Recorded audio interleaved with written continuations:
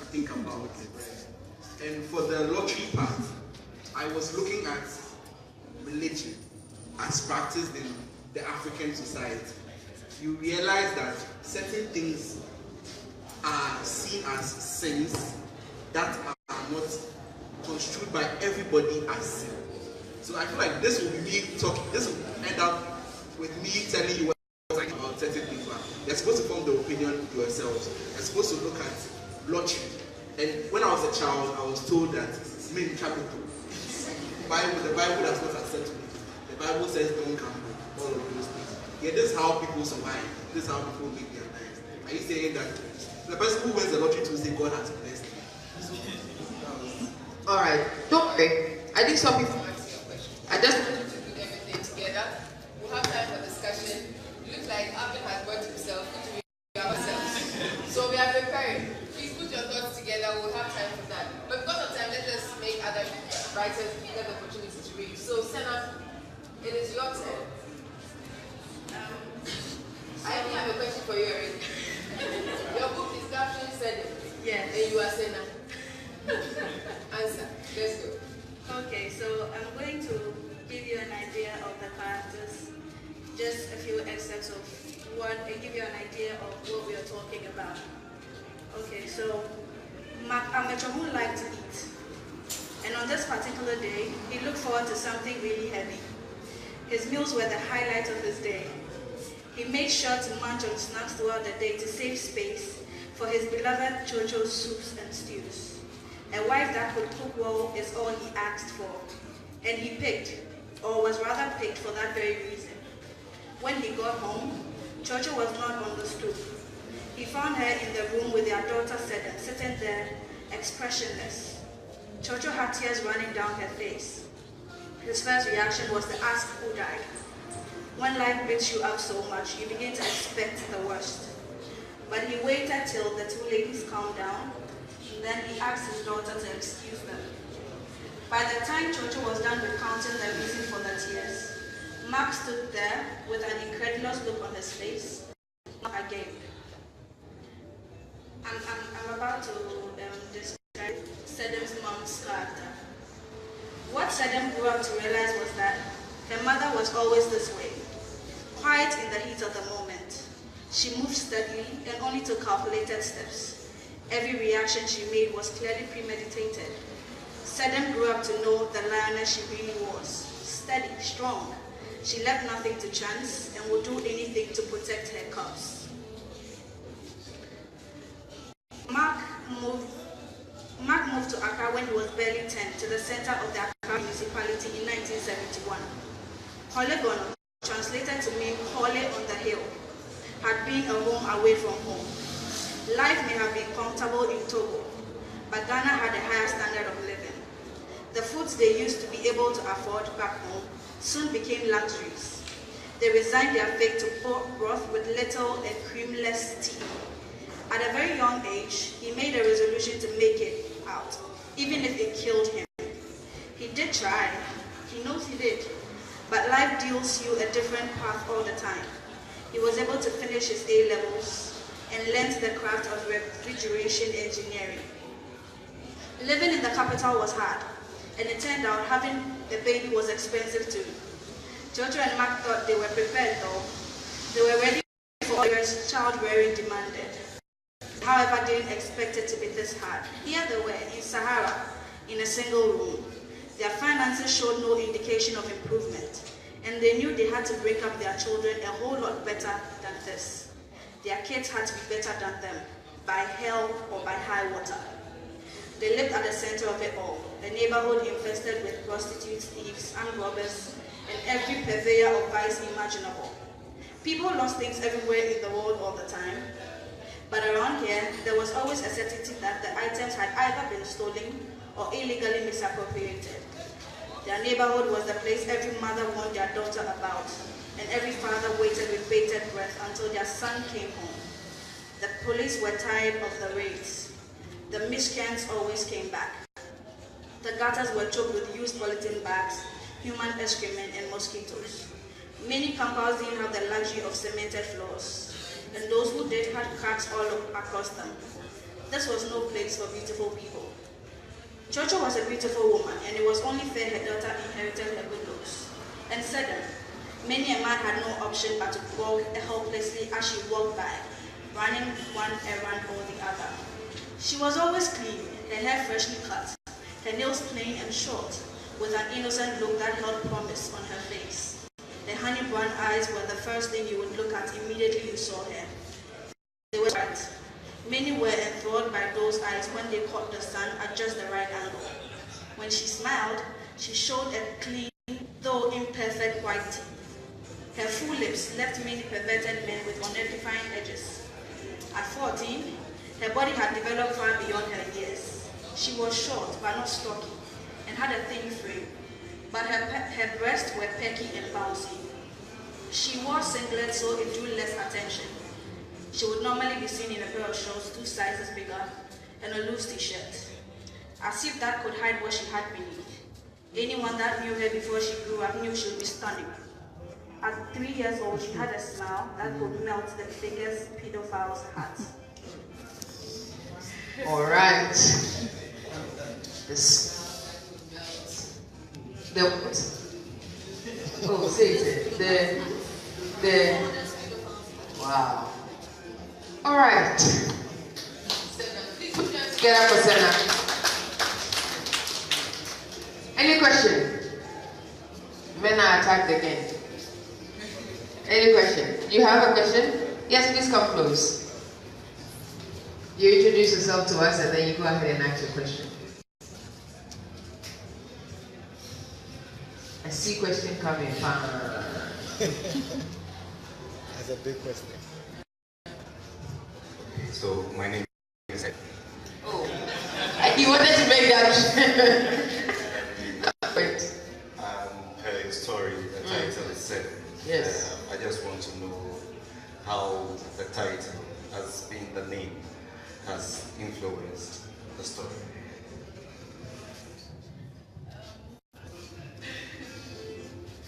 We all know how others name their people. I'm one of those. So I'm one too. So we know how we name our people with meanings to the name. So I wanted to create a character that lived up to the name. So that's just basically it. what's the meaning of Sedem? We want to live up to it. What's the meaning of it? Okay, so we just want to know the meaning of Sedem first. So you, what's the meaning of So I guess the name inspired you. Yes. So if you can just tell all of us. So Sedem means God has given. So Edem is has given. Since Sedem and the Sedem is out, the Se is out. The Se and the Se does not actually matter. Okay, so it's the same meaning? It's the same meaning. God has given. Or the other name is so your name. Okay. Mine is his. Oh, okay. So and it also means He has given. that's your name, Senna.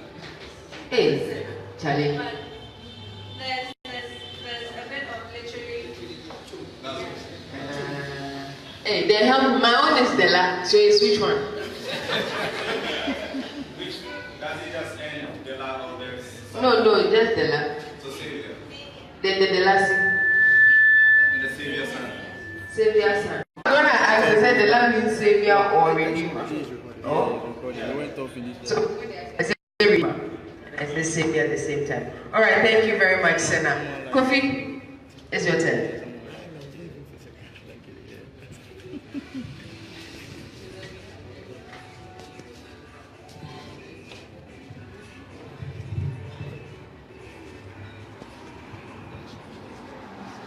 So I'll be reading from page 124. Hey, his voice will taste like petrichor flavored ayelo.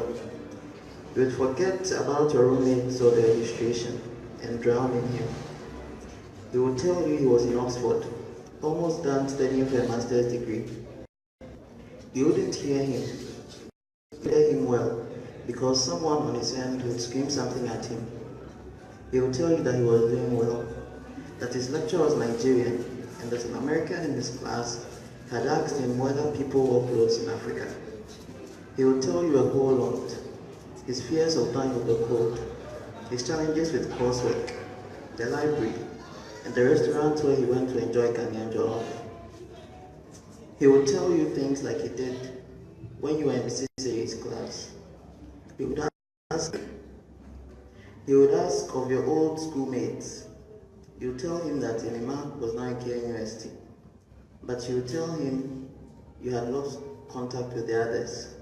You wouldn't tell him that your breakdown made you leave the school, that your friends rejected you, all of them, but Enima and Anthony.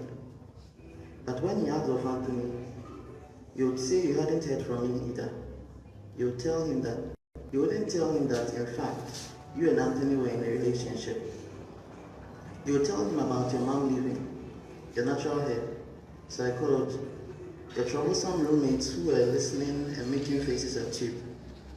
Your mom's departure would take a majority of your conversation.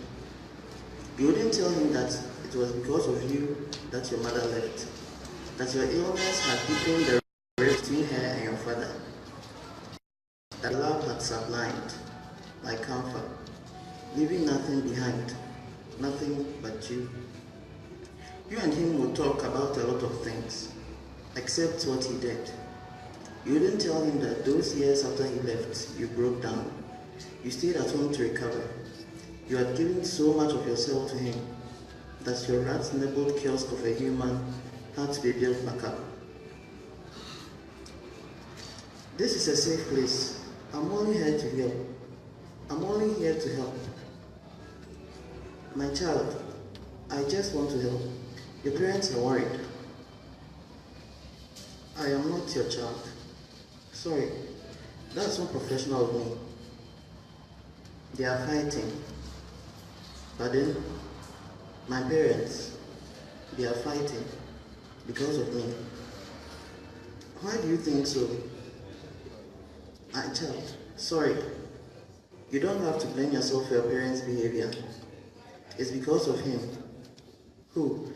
Your father? No, not him. Him. And it's because of me.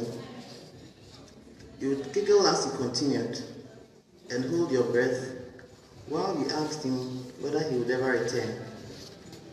He would tell you that in 6 months he'd be returning to take up a job as a lecturer in one of the nation's universities.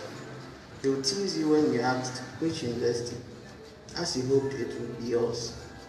The conversation will continue deep into that until a voice in his background would call him and he'd whisper good night and end the call. You would stare at the screen of your mobile phone and decide you would definitely do creative writing. You had a love story to write. Then turn to your eagerly waiting roommates, Ikea, Yvonne, and Lebene, and tell them everything. The only thing you wouldn't do is show them his pictures. You'd be afraid. You wouldn't know why. You would just be. They would laugh at your lovesick expressions and ask, Oba, what about Anthony? Just before you drifted off to sleep, you'd calculate the day of his arrival, and it would be on a Tuesday.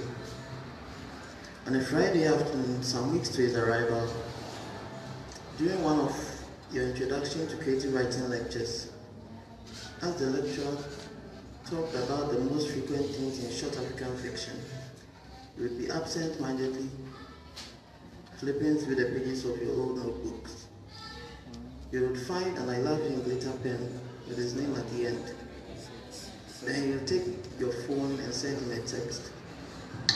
You would be chat texting with him about his new name, a new hairstyle, when the lecturer asked your name. You would tell him that his name would always remain the same to you. You would look up to find your lecturer's palms beneath your nose. His palms would be filled with folded pieces of paper with inscriptions in it. It was your turn to pick a theme you'd be working on for end of semester grade. And now it is your turn to answer the questions. Thank you very much, Kofi. Any question for him? His book was titled Tuesday. Any question for him? Writers Guild Association. Yes, I wanted to find out whether you chose that writing style because of the nature of the story. Did you choose the style because of the nature of the story? Yes, yes, yes. So the character, it's her life, but it feels like someone is controlling what she's doing. She doesn't have power over her own life. That's what I was trying to say in that story. Do you have a question? It's the same. Okay. I think I have a question for Kofi. It's something you interview other people. How did you get on that frame of mind? Because it's very cryptic. It's very obsessive. So that's really, I think the greatest power that a writer has is empathy. Being able to put your shoes in the other person, put yourself in the shoes of the other person, and how the person will feel. So for me, that's how I was looking at it. If it were me in her situation, how would I go about it? Any questions from the audience? We can proceed to the next writer. So it's good you have the microphone because you are next.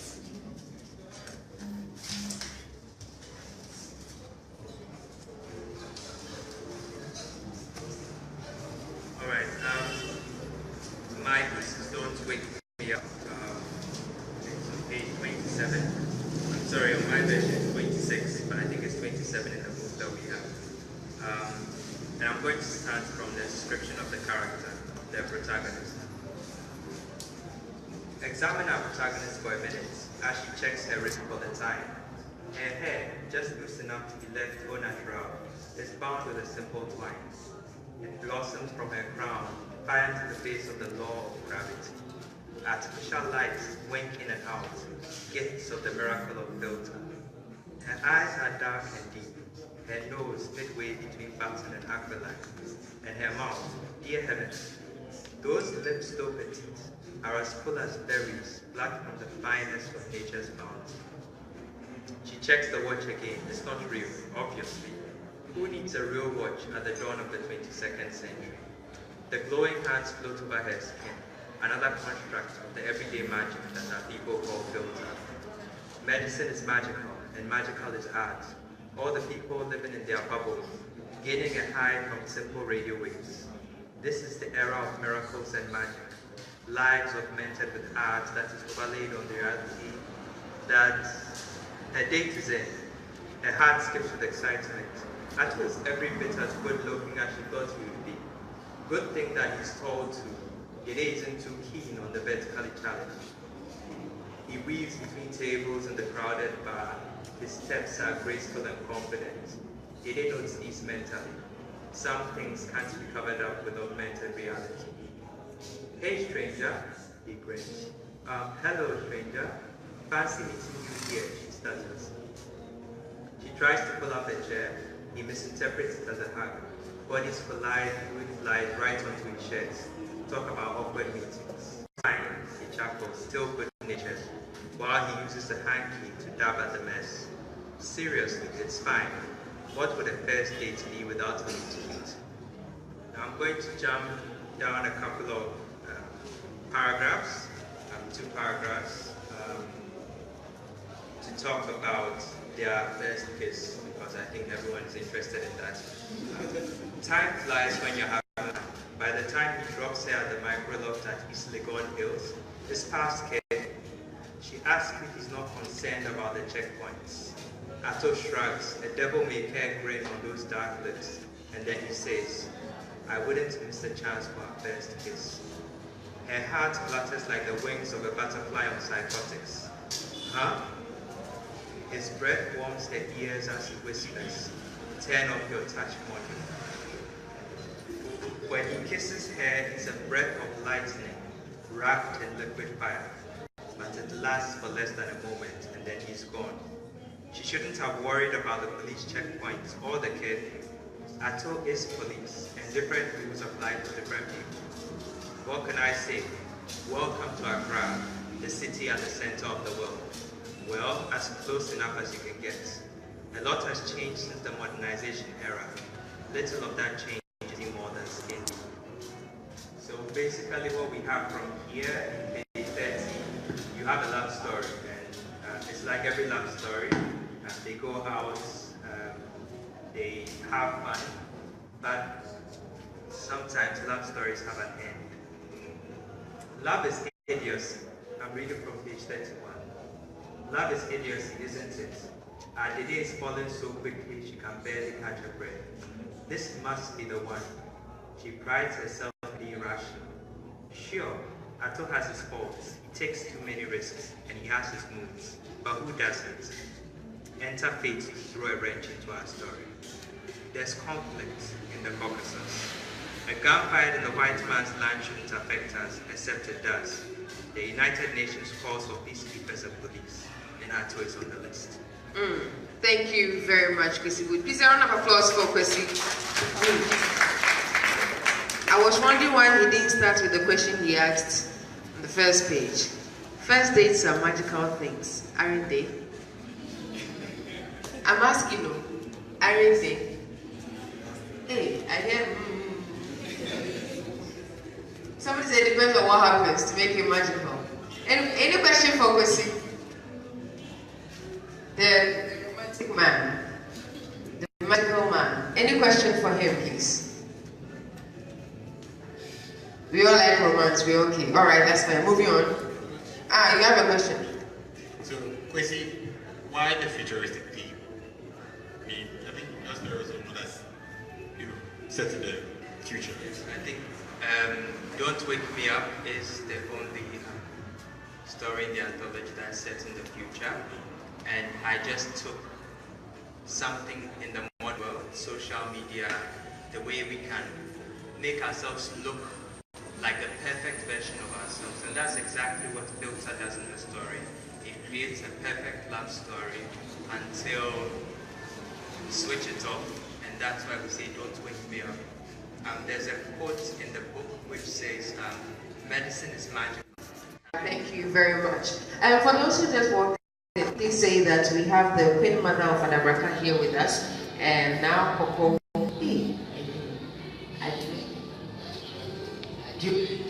the first. Pardon? Ajoyi. So, Ajoyi the first. Please, she's here with us. And then also, my personal person. Yeah, let's appreciate the person. Oh, amen. Alright, so we have two more writers. Say Ron. We're ready for you. Okay, so I've been given a very tight time, but let me try and put it in context. So city presumption is, I wrote this story based on religious fanaticism. Please explain before you progress. In this era of prophets and all those things, we see people trooping in there and you wonder, why can't they see things the way you are saying it, that they are being duped or deceived? That could be your perception. And so this story is about a woman who was driven into that state by her husband's alcoholism and abuse. And it's just to find solutions to their problems. So I'm going to start from page 104 in the first version of the book. The story is written from the point of view of the woman's daughter called Enima. I had been lying on the sofa flicking between CNN and BBC, the only two Papa-approved channels I was permitted to watch, when he burst in with a wide grin. He called for Mama. When all three of us were together, he announced, "The paper I'm holding in my hands is Enime's SSCE result slip." I gasped and broke out into a cold sweat. I didn't know the results were in, and I couldn't tell if he had been all brains because I had failed and given him occasion to lash out at Mama and me.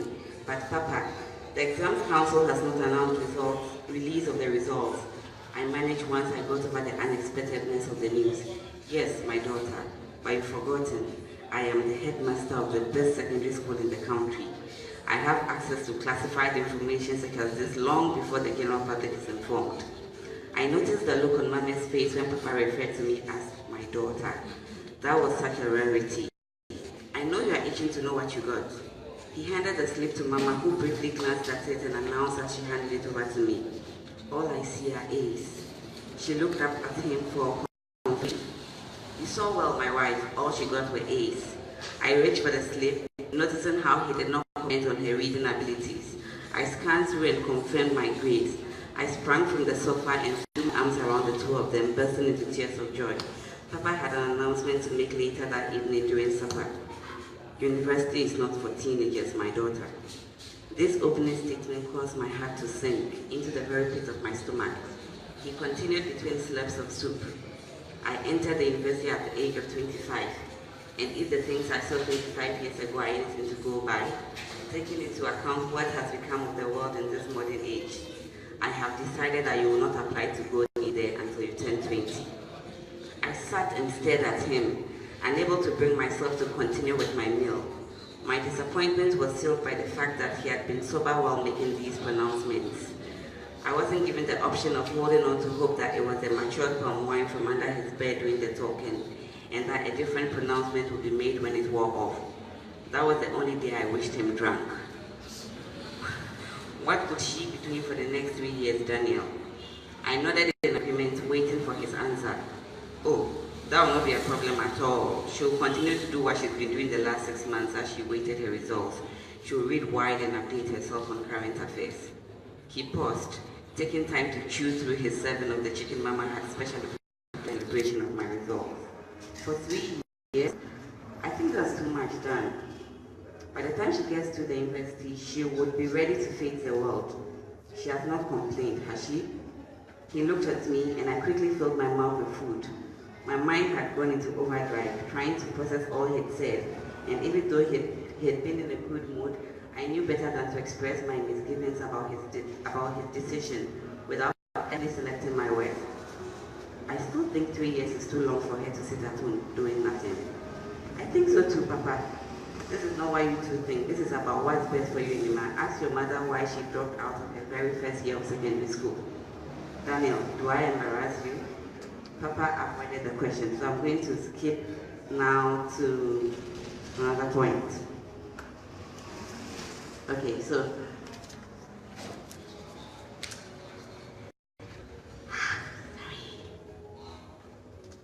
Mama was waiting for me when I got in. Where is he? Does he know? My voice was barely a whisper. Asleep. I spoke to him. He seemed to be coming around. Really? What did he say?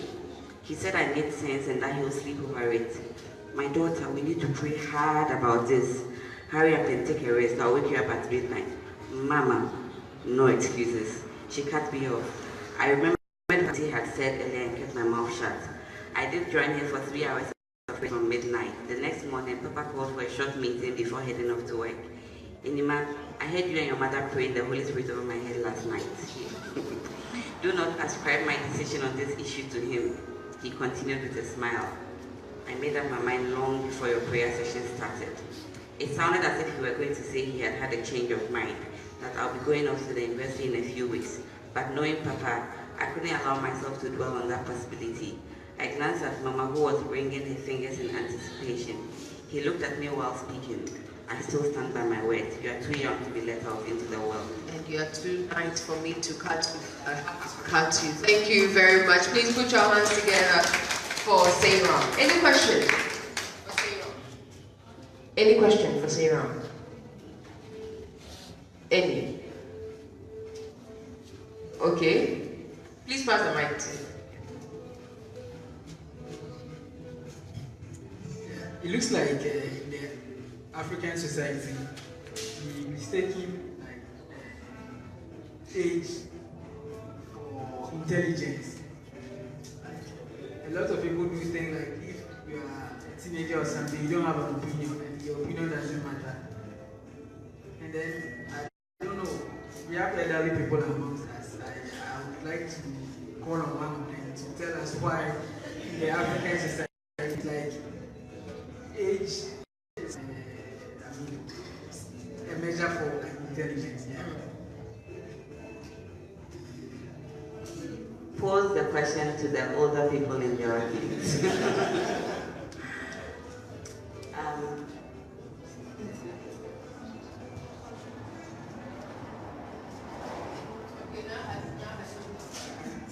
It's a tradition. This generation, they said children don't talk in front of elderly. And the guy says, So it will depend on you that you can move with the elderly.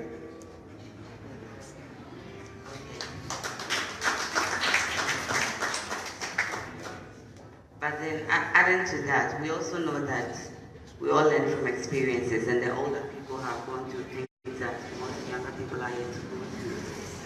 So that naturally comes from that they have seen things you are yet to see, and it's better you learn from their experiences than make your own mistakes. But I'm not saying that in relation to my story, I'm just answering his question.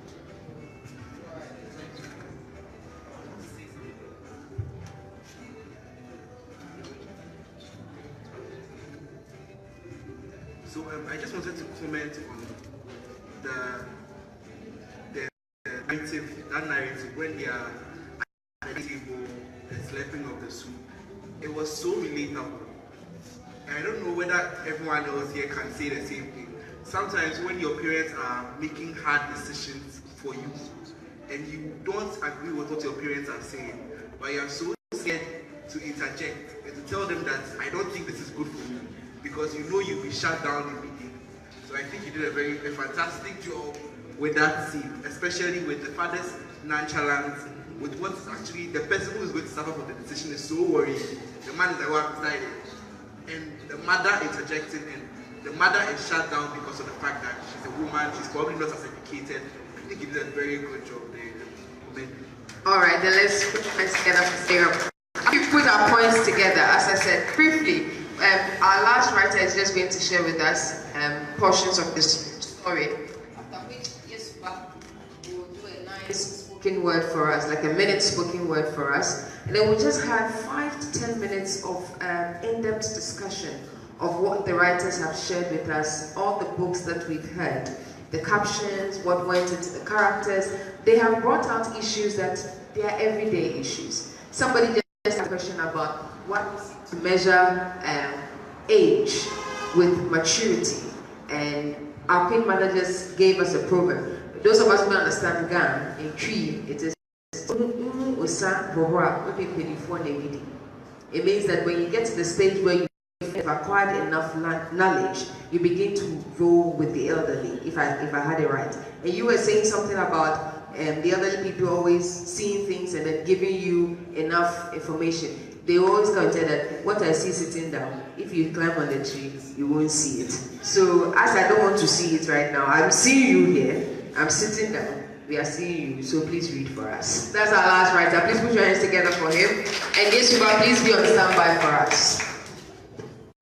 So, my story is titled My Visit to the World. It sounds a bit weird, but it was just a period of reflection on human existence in the world, and we running helter-skelter, chasing material stuff, and at the end of the day, you have to leave one day, and you can't even have the luxury of time to say goodbye. Okay. From nowhere, and without any prior notice, I was ushered into my supposed-to-be new home. It was hard to accept, and hence the uncontrollable wailing and howling. However, my host could not hide their joy upon seeing the visitor they had anticipated and waited on for some good 9 months. It was a sight to behold, mixed with memories and periodic showers of gay goodwill messages. A fortnight after my arrival, I was no longer permitted to use my own name of Aboduma or Akwada. They gave me a new name, Kofi Baboni. How would that make you feel? But then, I was made to understand that was how it was done. And I was not the first visitor and would not be the last. Visitors came and left, just like visiting a public place of convenience. The struggle was real. Nonetheless, there was no cause not to be happy. Everything on offer was too good to be rejected. The kingly bath, the milk on demand, the sweet ride on one human back to the other, the angelic clothing, and the harmonious melodies that pampered me to sleep every night. I could not have a better host. As days went by, I noticed changes on my body. I was shaping up like my host. I could now do a few movements on my own. Kofi Babane was mentioned in reference to anything concerning me. I was gradually giving up my original identity. I now wanted to eat their food, enjoy their music, wear their clothes, and basically be one of them. I was introduced to a place of worship in Community 2 where we met occasionally. Doctrines, principles, and a sacred book were introduced as manuals to guide me through my entire stay. I could not question as to why I was supposed to live that way. However, I sort of loved it because there was a lot of merry-making and fanfare associated with it. A few years later, I was deemed mature enough to acquire some skills and training. One bright morning, I was taken to one of the most revered institutions in the community called school. That was the beginning of an ending hectic cycle. Still, life was good. That notwithstanding, there was a handful of misfortunes here and there. From time to time, there were gatherings to bid farewell to some visitors whose time were due to continue their journey to another destination. It was mostly sorrowful, as the departure was abrupt, with no farewell messages as to where they were going next or whether they would just return in a matter of days. Also, there was acrimony, jealousy, hatred, diseases, and a few other vices, which sometimes made it unbearable. Day after day, visitors arrived, while others also moved on to new destinations. I grew old enough to also accommodate a few visitors of my own at the home I made in nearby Ashara. Then all of a sudden, my stay had to be cut short. I had to leave behind everything I had thought for and proceed to my next beat. I didn't have the luxury of time to bid goodbye nor pick a few items for my journey. I left empty-handed just like I arrived. Indeed, it was just a visit, only that it lasted a while and it was transformational as well. Thank you very much, Okima, for our last writer for tonight. Please, a round of applause for all our writers. They've done amazingly well. I hope you all enjoyed their stories. Yes, Suba.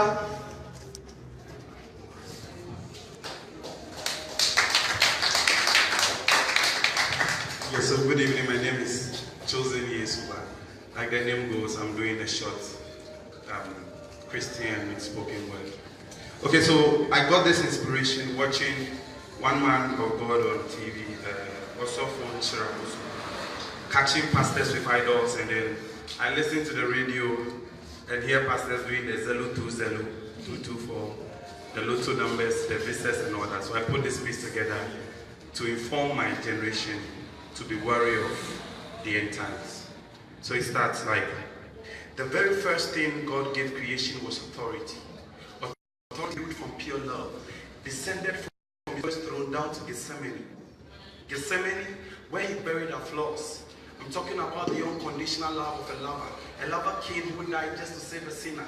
He gave us the truth to survive and revive the weak, poor, wanted, deprived, but some abuse their rights. When you're many power, which is a kind of sorry, what that any power? You sell his grace in a bottle. When you're many power, what do you want in the age, like a killer? By the very people Christ sent to help a sinner. Am I really a faker? Did you call me a pagan? You hated on my talent and called me a waster. But I'm still a Christ soldier. True gospel seed sower. End time preacher rapper. True gospel soul singer. Call me Chosen Yesuba. Why? When you're many power, why? A sorry penny, why? Why are you selling the same fruits that's forbidden? People, why are you selling the same fruits that's forbidden?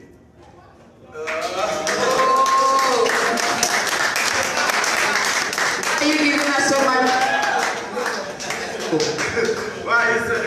When you're many power, why? A sorry penny, why? Why are you selling the same fruit that's forbidden? Evil preachers everywhere. False doctrine them they spread. Lottery numbers them they share. How? You pretend to be the holiest, but you know you are a faker. Pray every day, my brother. Pray every day, my friend. Because Christ came for the sinner. He didn't come for the righteous.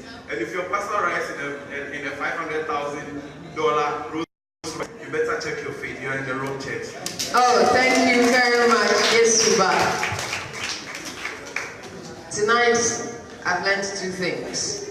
In fact, I've been inspired in two ways. One, to be a writer, another one, to be a poet. I would like to start that by saying it's time to discuss what you've learned. So tell me what you have right now, the topic, me, you, the writers over here. Are we good? Put your hands together for us. Hey, we are doing wonders. Oh, it's nice. All right, as I said, we just have 10 minutes to wrap up. It's been an interesting time. We know Friday, but we appreciate you all coming here to share your time with us. The Queen Mother of Adabraka, we really appreciate you here. 10 minutes, let's discuss openly some of the topics that these writers have touched on briefly.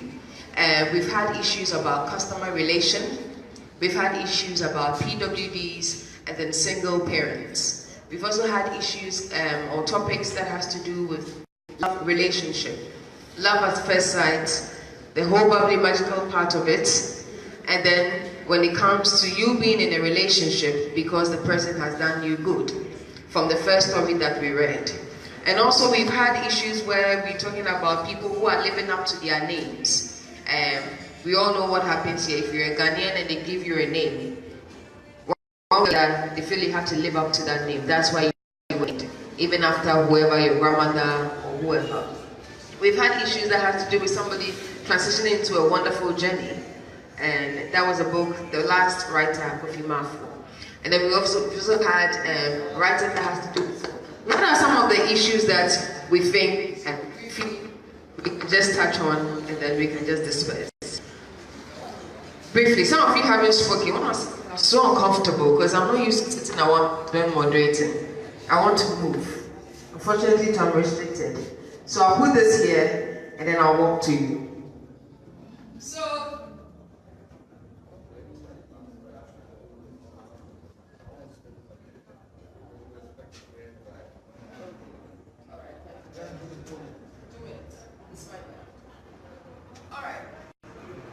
you have been here since the beginning.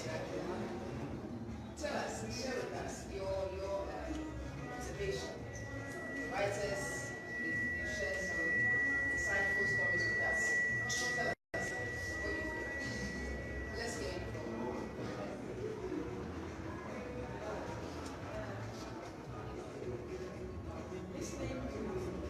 Are you there?